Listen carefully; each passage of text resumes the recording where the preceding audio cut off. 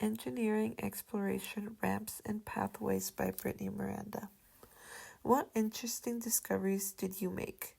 One interesting discovery I made while investigating ramps was how easy it was to explore engineering for young children. You don't always realize how a task such as blocks is considered engineering. It was fun seeing how I had to move around the blocks, the paper towel tube, and cup for the ball to fall into the plastic at the end of the ramp. Also seeing how I used different things such as container lids to hold the side of the ramp.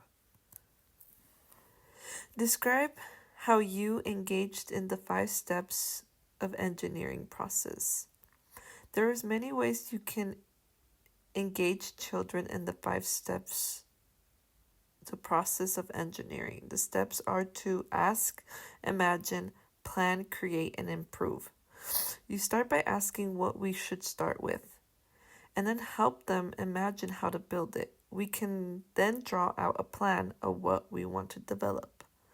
We will then create our project, and then we will improve it as we go. While doing this, I did all of these steps while building the ramp.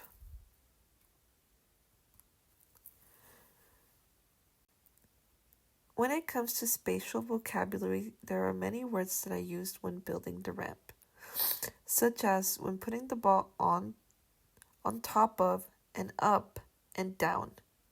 And when adding things, I'd say different sides, between, and sideways.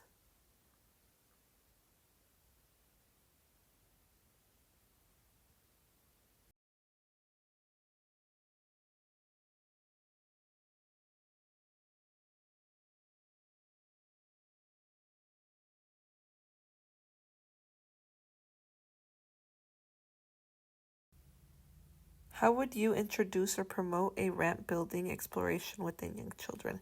One way I would promote ramp building among young children in my classroom would be by showing them how to build ramps and how objects like balls and cars can go down them. I would also promote ramp building by showing them a video on ramps and asking them to build one like it, helping them use their imagination on how to make it with our classroom blocks and toys.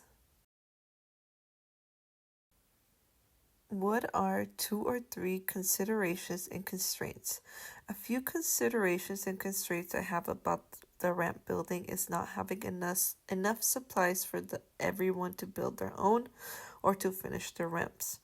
Also, children get very frustrated when parts of their ramps don't stay together.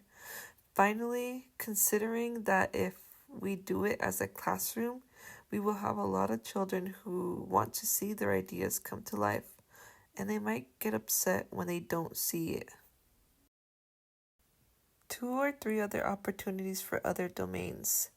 Developmental domain language and literacy vocabulary 2.3, understanding and using both simple and complex words that describe the relation between objects. Children would develop spatial vocabulary throughout these ramp building activities. Developmental domain social emotional initiative in learning 5.1, taking greater initiative in making new discoveries, identifying new solutions, and persistence in trying to figure things out. Building the ramp would help the children be more persistent with getting the ramps done the right way. An exception idea would be the children building multiple ramps and seeing which works better. Also, having them guess in questions why they think one thing would work over the other.